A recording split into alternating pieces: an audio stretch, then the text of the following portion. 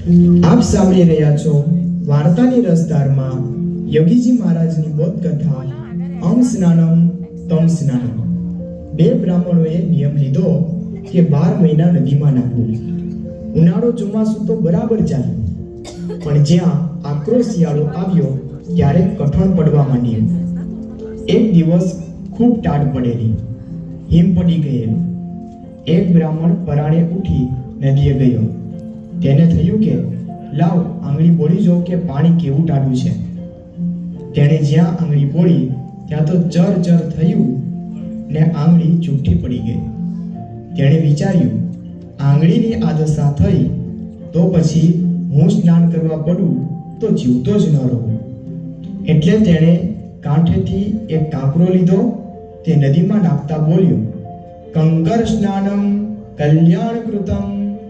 પછી પાછો વળ્યો. સામેથી બીજો બ્રાહ્મણ હાલ્યો આવતો હતો.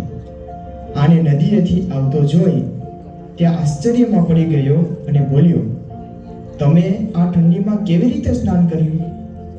આ બ્રાહ્મણે કહ્યું, મેં તો નદીમાં આ આંગળી બોળી તે જુઠ્ઠી પડી ગઈ છે. તો પછી સ્નાન કેવી રીતે કર્યું?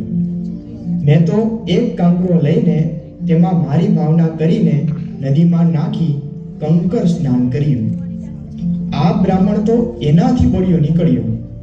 તેણે આને અડી તમ સ્નાનમ અમ સ્નાનમ કહ્યું ને ત્યાંથી જ તે પાછો વળી ગયો. સુરવીર ભક્ત થવું, ખોસી ન થવું, ટેક બરાબર રાખવી. રાખે ટેક તેને મળે અનેક.